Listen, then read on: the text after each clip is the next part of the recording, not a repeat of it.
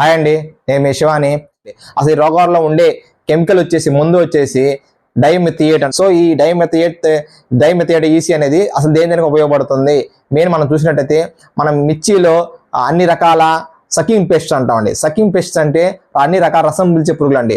అసలు అన్ని రకాల రసం పీల్చే పురుగులు ఏమన్నాయి అంటే వైట్ ఫ్లై అండి. ఈ వైట్ ఫ్లై ఏం చేస్తుందంటే ఒక చోట నుంచి ఇంకో చోటకి జెమినీ వైరస్ స్ప్రెడ్ చేస్తూ ఉండదండి. సో వైట్ ఫ్లై వచ్చినప్పుడు ఆకులని బాగా ముడుచుకొని పోయి ఒక గుబ్బరం లాగా వచ్చేసి ఈ వైట్ ఫ్లై వల్ల వచ్చేస్తుంది, గుబ్బరం బాగా వచ్చేస్తుంది. సో ఆకులు ముడిచిపోయి ఇంకా అవి పారవండి. సో రసం మొత్తం పీల్చుకొని బాగా గుబ్బగా వచ్చేస్తుంది. ఈ వైట్ ఫ్లై కంట్రోల్ కూడా ఉపయోగపడుతుందండి.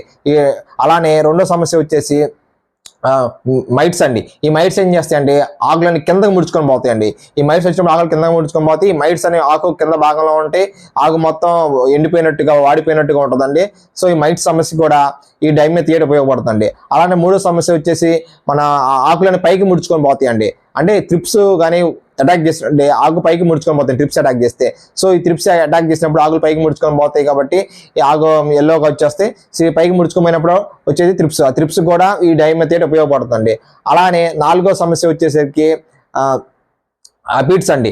ఈ అపిడ్స్ కూడా కంట్రోల్ చేయడానికి ఈ డైమెథియేట్ ఉపయోగపడుతుంది. ఈ అపిడ్స్ సమస్య ఎలా ఉంటుందంటే ఆకుల దగ్గర బాగా రసం పీల్చేసుకొని ఎల్లో కలర్ వచ్చేసి వాడిపోయినట్టుగా ఉంటాయి, ఆకులు అనేవి వాడిపోయినట్టుగా ఉంటాయి.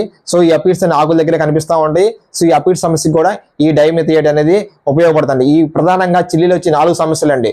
4 సమస్యలకి వైట్ ఫ్లై వల్ల వచ్చే Gemini virus, white fly control చేయడానికి, అలానే మైట్స్ కంట్రోల్ చేయడానికి, అలానే త్రిప్స్ని కంట్రోల్ చేయడానికి, అలానే అపిడ్స్ని కంట్రోల్ చేయడానికి, ఈ 4 సమస్యలకి మనకి తక్కువ ధరలో దొరికే ముందండి రోగార్ అండి. ఈ రోగార్ వల్ల చాలా ఉపయోగాలు అండి, 4కి ఉపయోగపడుతుంది. సో మీకు దగ్గరలో ఉన్న షాపుల్లో కానీ ఎక్కడ దొరుకుతుంది, అవైలబిలిటీ ఉంది. సో రోగార్ అంటామండి.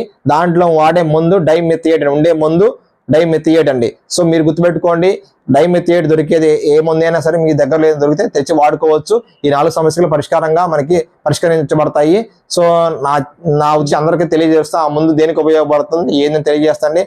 దయచేసి నా ఛానల్ సబ్స్క్రైబ్ చేయండి, ప్లీజ్ షేర్ చేయండి, లైక్ చేయండి. సో తోటి రైతులందరికీ మీరు నా సబ్స్క్రైబ్ చేయడం వల్ల అందరికీ వెళ్తుంది, అందరికి ఉపయోగపడుతుంది.